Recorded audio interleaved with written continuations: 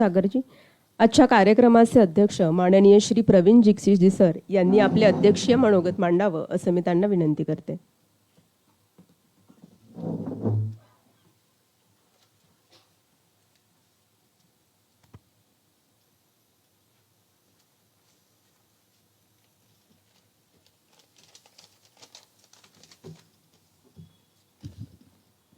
आजच्या कार्यक्रमाचे अध्यक्ष माझे मित्र अविनाश धर्माधिकारीजी, ॲडव्होकेट जैन, विनायकराव बापटजी, तरुण भारतचे संपादक श्री किरण शेलारजी, रविराज बावडेकरजी, विवेक विचार मंचचे महेश पोहनेरकर, विजय दरेकर, अधिवक्ता परिषदेचे प्रतिनिधी ॲडव्होकेट सागर सातपुतेजी, आजच्या पुस्तकाचे लेखक, नक्षल चळवळीचे अभ्यासक माझे मित्र भरत आमदापुरे, आज या ठिकाणी प्रत्यक्ष उपस्थित राहणारे आपण सर्वजण आणि याशिवाय ऑनलाईन अनेक ठिकाणाहून हा कार्यक्रम अटेंड करणारे अनेक जण, या सगळ्यांना मी सुरुवातीलाच नमस्कार करतो आणि माझे 2 शब्द मांडायला मला परवानगी दिली याबद्दल प्रकाशकांचे आभार मानतो.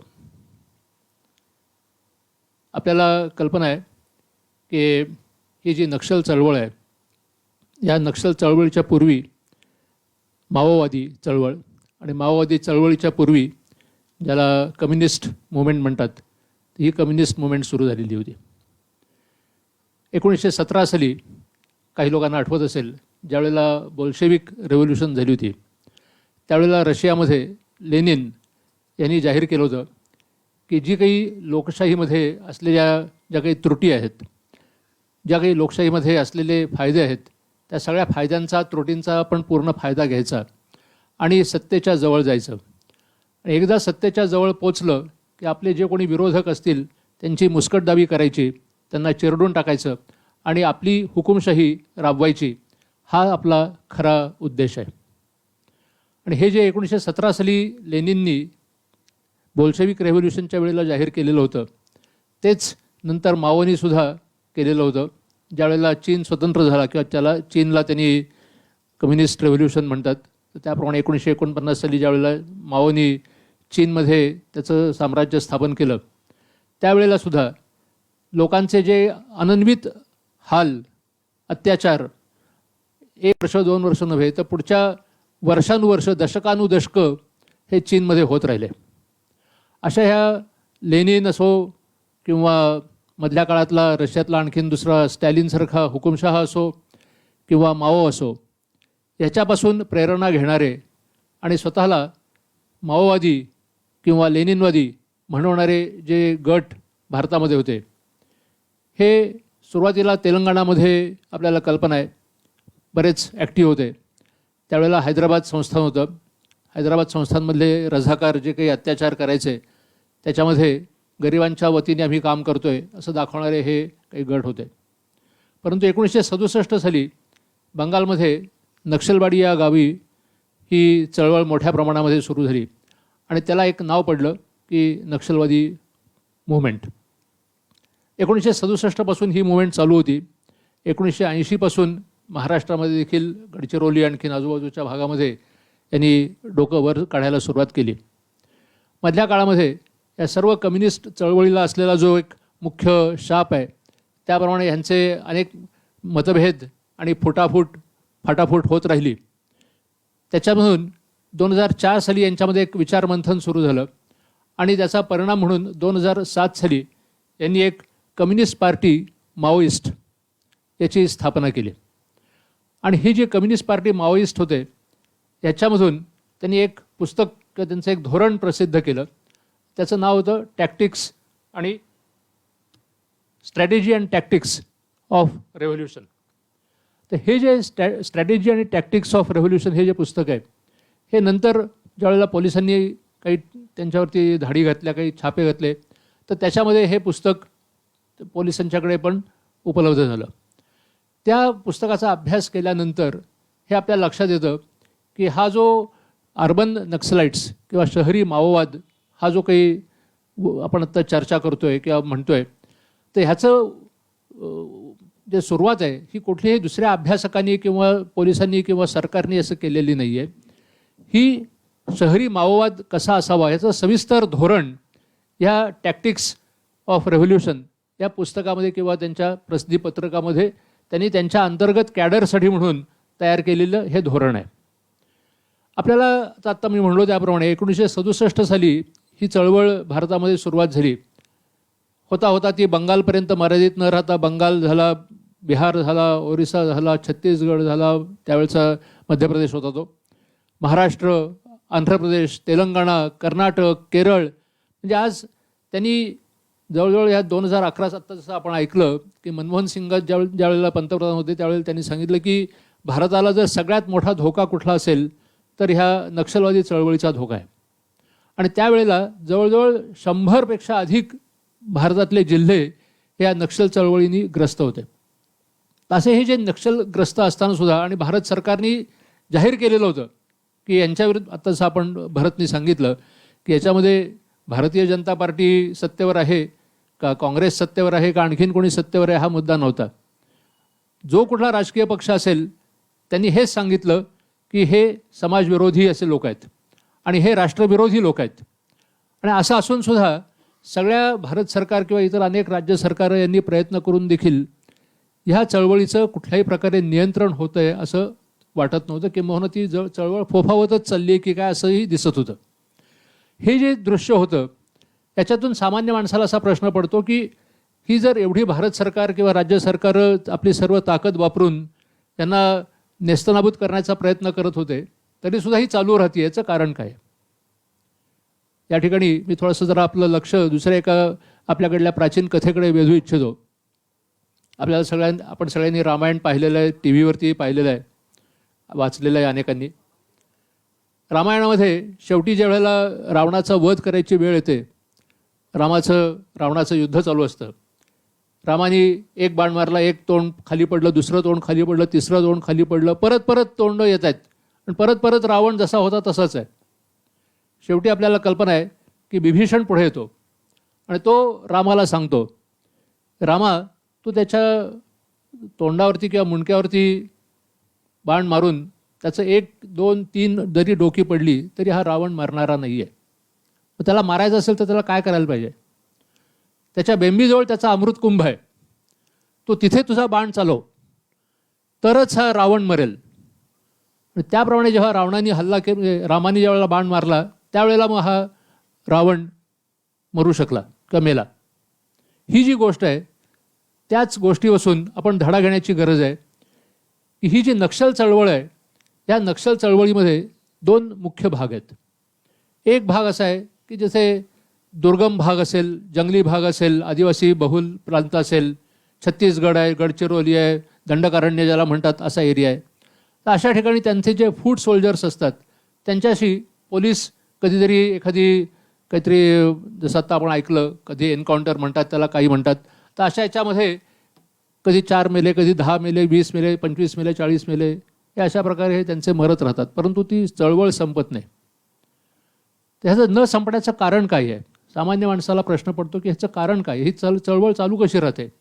त्याचं कारण आहे हे शहरी माओवादी. हे जे शहरी माओवादी आहेत, हे शहरी माओवादी ह्या चळवळीचे खरे अध्वर्यू आहेत. हे शहरी माओवादी जे आहेत ते आपल्या आजूबाजूला कधी कोणी कवी म्हणून, कधी साहित्यिक म्हणून, कधी वकील म्हणून, कधी न्यायाधीश म्हणून, दुर्दैवाने काही यातले आपल्याला कल्पना आहे उच्च न्यायालयामध्ये, काही सर्वोच्च न्यायालयामध्ये सुद्धा बसलेले होते. काही आणखीन अनेक ज्याला आपण आदरणीय म्हणतो अशा स्वरूपाचं स्वरूप धारण करून हे अनेक आपल्या ठिकाणी वावरत आहेत. तर हे जे लोक आहेत यांचं रिक्रुटमेंट किंवा यांची भरती कशी करायची हा एक महत्त्वाचा मुद्दा आहे. आज आपल्याला कल्पना आहे की भारत सरकारने आज जवळजवळ कोट्यावधी रुपये खर्च करून जवाहरलाल नेहरू विद्यालय असेल, Tata institute of social studies असेल किंवा बंगालमधलं जादवपूर युनिव्हर्सिटी असेल, आणखीन अनेक अशी महत्त्वाची ज्याला आपण केंद्रीय विद्यालय म्हणतो किंवा केंद्रीय संस्थानं म्हणतो अशी स्थापन केलेली आहे. त्या ठिकाणी चांगलं शिक्षण मिळावं, गरिबांना शिक्षण मिळावं हा त्याचा हेतू असतो.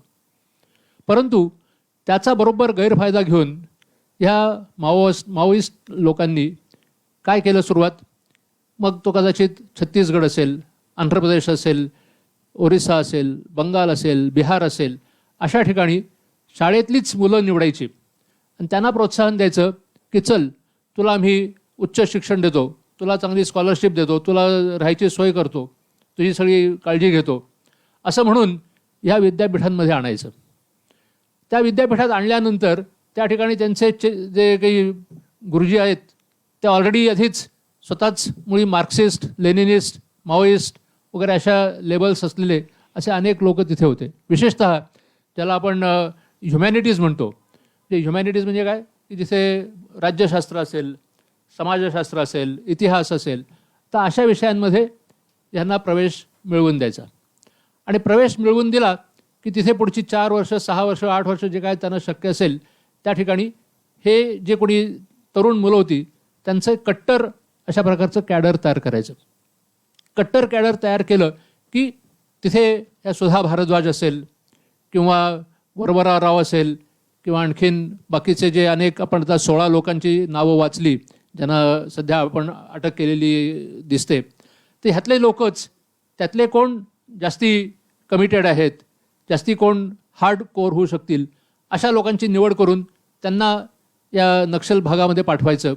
त्यांच्याकडून या मुवमेंटचं नेतृत्वपद सुरू करायचं. जसं आपल्याला कल्पना आहे की पुण्यामध्ये 2002मध्ये इथे कबीर कला मंचची स्थापना झाल्यानंतर या ठिकाणचे 3-4 चांगली मुलं होती ती अचानक गायब झाली. अचानक कुठे गेली कोणाला काही कळलंच नाही. आत्ता नंतर पत्ता लागला की ही जी सगळी मुलं होती ही गडचिरोलीमध्ये तिथलं ह्या चळवळीचं नेतृत्व करण्यासाठी म्हणून पळवून नेलेली होती किंवा तिथे गेलेली होती. तर अशा प्रकारे यांना त्या ठिकाणी पाठवायचं. ते दाखवायचं एका बाजूला असं की आम्ही समाजाचं किती भलं करतोय, समाजाला किती चांगली मदत करतोय, जे एस्टॅब्लिशमेंट आहे किंवा ज्याला एक प्रस्थापित असं कोणी शासन असेल त्यांच्यातले लोक कसा भ्रष्टाचार करतायत वगैरे काही ना काहीतरी सांगत राहायचं आणि त्यांच्यावरती हल्ले करायचे. खरा हेतू असा की तिथे कुठल्याही प्रकारचा विकास होऊ द्यायचा नाही, तिथे कुठल्याही प्रकारची काही घडामोड होऊ द्यायची नाही. जर काही चांगलं व्हायला लागलं की अगदी तुम्ही शिक्षण संस्था जरी काढायला गेलात, तिथे काही पूल बांधायला गेले, रस्ता बांधायला गेले की पहिल्यांदा त्या कॉन्ट्रॅक्टर्स असतील त्यांचे वाहनं जाळायची, तिथली जी लहान मुलं असतील, मुली असतील त्यांना पळवून न्यायचं, ज्याला आपण चाइल्ड सोल्जर्स म्हणतो. तर अशा प्रकारच्या ह्या सगळे उद्योग करायचे आणि ह्या सगळ्याला खत पाणी देण्याचं नेतृत्व करायचं काम जे होतं हे या शहरी माओवाद्यांच्याकडनं चालू होतं.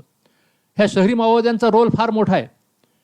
त्यांचा रोल इतका मोठा आहे की ह्या सगळ्या जे काही आदिवासी भाग वगैरे असतील त्यांना नुसती रसद पुरवणे नव्हे, त्यांना वेगवेगळ्या प्रकारचं प्रशिक्षण देणे, त्यांच्यासाठी शहरातून कधी मग मीडियामधून असेल, कधी न्यायालयातून असेल, कधी मेडिकलमधून असेल, अशा अनेक प्रकारे त्यांना पुरवठा करणे हे सगळं काम ह्या शहरी माओवाद्यांच्याकडनं चाललेलं होतं. आपल्याला कल्पना आहे की आता जसं भरतनी सांगितलं की हा काही पहिलाच खटला आहे असं नाही, त्याच्यापूर्वीसुद्धा असे खटले झालेले आहेत. जसं एक आता गौतम सेन म्हणून प्राध्यापक होता छत्तीसगडमधला, त्या ठिकाणी देखील त्याला तिथल्या न्यायालयाने शिक्षा केली. एक प्राध्यापक साईबाबा म्हणून होता, हा माणूस म्हटलं तर अपंग, त्याला पाय नव्हते किंवा काय पोलिओ झाला होता वगैरे. दिल्ली विद्यापीठामध्ये हा इंग्रजीचा प्राध्यापक, दाखवायचं असं की मी इंग्रजीचा प्राध्यापक आहे. प्रत्यक्षात ज्या कारवाया होत्या त्या सगळ्या फक्त ह्या नक्षल चळवळीला नेतृत्व देणे, त्याचा पुढे पाठपुरावा करणे, त्यांना मार्गदर्शन करणे, ही सगळी कामं हा साईबाबा करत होता. तर अशा ह्या साईबाबाला जेव्हा अटक केली आणि गडचिरोलीच्या न्यायालयापुढे त्याचा खटला चालला त्यावेळेला अनेक लोकांनी, जसं आत्ता आपण ऐकलं, काही न्यायाधीश त्याच्यातले जे काही वकील असतील, काही मीडिया असतील, या सगळ्यांनी अनेक वेळा त्याला विरोध केला. परंतु तरी देखील शेवटी न्यायालयाने त्याला जन्मठेपेची शिक्षा दिली. शिक्षा दिल्यानंतरसुद्धा तुरुंगातून देखील त्याला गडचिरोलीच्या किंवा नागपूरच्या तुरुंगातून तुम्ही आंध्र प्रदेशच्या तुरुंगात हलवा. तिथे म्हणजे कशासाठी की तिथे यांचे धागेदोरे किंवा काही तिथे संबंध त्याच्यातून त्याला मोकळं करता येईल किंवा त्याला बाहेर काढता येईल, अशा प्रकारच्या डावपेच यांचे चालू होते. परंतु ते काही डावपेच यशस्वी होऊ शकले नाहीत. आणि आजही हा साईबाबा त्या ठिकाणी शिक्षा भोगतोय. तर ही जे खटले पूर्वीपासून चाललेले होते, दुर्दैवाने काय आहे की आज मीडियामध्ये कुठलाही त्यांच्या बाजूचा जो अभियोक्ता असतो तो त्यांची बाजू काय मांडतो, त्यांचं म्हणणं काय आहे, ह्याला सविस्तर प्रसिद्धी दिलेली असते. आपण केव्हाही त्यांचं म्हणजे आपल्याला कल्पना पण नसेल, बाकीचे काय किती महत्त्वाचे खटले चाललेले असोत नसोत त्याला कधी कोणी काही 2 ओळी देणार नाहीत, पण ह्यांची बाजू काय आहे ती मांडणारे मात्र भरपूर तुम्हाला कॉलम्स तिथे सापडतील. परंतु आज ह्या पुस्तकाचं वैशिष्ट्य असं आहे की त्याच्यामध्ये प्रत्येक न्यायालयाने, मग ते कदाचित स्पेशल कोर्ट असेल, उच्च न्यायालय असेल, सर्वोच्च न्यायालय असेल, या प्रत्येक न्यायालयाने सगळ्या पुराव्यांचा विचार करून, छाननी करून त्यामध्ये प्रत्येक वेळेला ह्यांचं जे काही म्हणणं होतं ते खोडून काढलेलं आहे आणि प्रत्येक वेळेला ह्यांचा खटला होऊ नये यासाठी जी काही मागणी होती ती रिजेक्ट केलेली आहे आणि त्याच्यातून परत ह्यांना तुरुंगात ठेवणं का गरजेचं आहे याच्यासाठी अधोरेखित केलेलं आहे. हे सर्व जे काही मटेरियल होतं ते सर्व मटेरियल भरतने एकत्र करून आपल्यापुढे आज आणलेलं आहे आणि त्यासाठी मी त्याचं हार्दिक अभिनंदन करतो. त्याच्यापुढे मी जाऊन एवढंही सांगेन की ह्या ठिकाणी आपण न थांबता, पुस्तक उत्तम झालेलंच आहे. त्याचं मला परवा किरणजी सांगत होते की आता आज या ठिकाणी पुण्यात त्याचं प्रकाशन होत आहे, परंतु ते प्रकाशन होण्यापूर्वीच पुस्तक आउट ऑफ प्रिंट झालेलं आहे. त्याच्या सर्व ज्या काही सर्व त्याच्या प्रती संपलेल्या आहेत आणि ते आता त्यामुळे त्याला दुसरी आवृत्ती लवकरात लवकर काढणार आहेत वगैरे, आणि काढतीलच ते, त्यात काही प्रश्नच नाही. पण त्याच्यापुढे मी जाऊन विनंती करीन की ह्या पुस्तकाचं भारतातल्या अनेक भाषांमध्ये, मग ते कदाचित बंगाली असेल, ओडिसी असेल, हिंदी असेल, तेलुगू असेल, मराठी तर आहेतच आहे, पण ह्या ज्या काही भाषांमध्ये जिथे जिथे हे नक्षल चळवळ चाललेली आहे त्या सर्व भाषांमध्ये सुद्धा या पुस्तकाचं भाषांतर, व्हेरी गुड, किरणजी सांगतात की ते त्यांनी काम सुरू केलेलं आहे आणि त्याचबरोबर आंतरराष्ट्रीय सुद्धा दृष्टीने त्याचं इंग्रजीमध्येही भाषांतर व्हायला पाहिजे. कारण का सांगतो, ज्या वेळेला आता एक आपल्याला कल्पना आहे की याच्यातला एक आरोपी होता स्टॅन सामी नावाचा. आता तो आधीच 80 वर्षाच्या वरती होता, पण अर्थात वय काही काय त्याचं होतं म्हणून तो काही उद्योग कमी करत होता असं नाही, त्याचे उद्योगही चालूच होते. पण त्याच्यात त्याला न्यायालयाने काहीतरी त्याचा जी काही अर्ज किंवा विनंती होती तर ती विनंती त्यांनी म्हणजे मान्य केली नाही आणि त्याच्यात तो त्याच्या आजारपणामुळे मेला. आता मेल्यानंतर आपल्याला कल्पना नसेल, आंतरराष्ट्रीय स्तरावरती अनेक, म्हणजे 1 किंवा 2 असं देशातून नव्हे तर अनेक देशातून भारताच्या सर्वोच्च न्यायालयाच्या मुख्य न्यायाधीशांपासून राष्ट्रपती, उपराष्ट्रपती, पंतप्रधान, राज्याचे अमुक तमुक सगळ्यांच्यापर्यंत त्यांचे अर्ज फाटे सुरू झाले. कशासाठी? स्टॅन सामी मेला, आता बाकीच्यांना तरी सोडा. का? हे सगळे काय आहेत? Political dissent. आता जे आपण भरतचं ऐकलं की पॉलिटिकल डिसेंट म्हणजे काय? हे राजकीय विरोधक आहेत. कोणाचे? हे आहेत घटनेचे विरोधक. पण ते म्हणणार काय की हे राजकीय विरोधक आहेत आणि त्यांना तुम्ही उगाचच डांबलेलं आहे, त्यांना ताबडतोब सोडा. म्हणजे हे काय आहे? हे सगळं दबावतंत्र आहे. या दबावतंत्रामुळे न्यायालयावरती परिणाम होतो असं नाही, परंतु सामान्य माणूस मात्र त्याला फसतो. सामान्य माणसाला मात्र असं वाटतं की अरे आज एवढे नोबेल लॉरिएट, कोण अमुक, कोण तमुक, कोण शांती विजेता, कोण शांती पुरस्कार विजेता, काय काय असतील, हे सगळेजण म्हणतात आणि तरीसुद्धा शासन काहीतरी त्यांना डांबून ठेवतंय. ते शासनच जसं काही चूक आहे. आणि ह्यांनी काय करायचं? लोकांनी लोकशाहीच्या मदतीने, लोकशाहीमधून निवडून दिलेल्या पंतप्रधानाचा खून कसा करावा ह्यासाठी हा वरवरा राव असेल किंवा परेरा असेल किंवा भारद्वाज असतील किंवा आणखीन इथले तेलतुंबडे असेल, ह्या सगळ्यांनी खोट्या नावांनी ईमेल्स पाठवायच्या, सगळीकडे कॉन्स्पिरसीज करायच्या, इंटरनॅशनल मदत मिळवायची, शस्त्रास्त्र मिळवायची आणि पंतप्रधानांचा खून कसा करायचा याचे डावपेच आखायचे. आणि हे कसला आला हा पॉलिटिकल डिसेंट? हा असलाच तर जो फक्त डिसेंट आहे लोकांच्या विरुद्धचा. पण हे म्हणणार काय? आम्ही पीपल्स पीस, की त्याची आता काय काय त्यांनी बरीच नावं सांगितली की आमके ऑर्गनायझेशन, तमके ऑर्गनायझेशन, ह्या सगळ्यांची नावं हीच असतात. सिव्हिल लिबर्टीज, पीपल्स राईट्स वगैरे वगैरे. आणि ती नावं घ्यायची आणि प्रत्यक्ष उद्योग मात्र हे करायचं आहे. दुर्दैवाने ह्याच्याबद्दल कोणी आवाज उठवत नाहीत, कोणीही बोलत नाहीत. किंबहुना ज्यावेळेला हा खटला सुरू झाला तेव्हासुद्धा अनेक टी व्ही चॅनल्सवरती तिथले जे त्यांचे अँकर्स असायचे ते अनेकांना विनंती करायचे किंवा तुम्ही या आमच्या कार्यक्रमांमध्ये बोला वगैरे, पण माझ्याशिवाय त्यांना कोणी माणूसच भेटत नसे. त्यामुळे प्रत्येक चॅनलवरती मलाच जायला लागायचं. म्हणजे काय हरकत नाही, मी येतो आणि मी अगदी उघड सगळं ह्याबद्दल सांगणार आहे. कारण मी जेव्हा सर्व्हिसमध्ये होतो तेव्हासुद्धा मी याबद्दल अनेक त्यांच्यावरती आम्ही ऑपरेशन्स करत होतो, कारवाया करत होतो. त्याच्याबद्दल मी काही बोलणार नाही, मी या पुस्तकासंबंधीच इथे फक्त बोलणार आहे.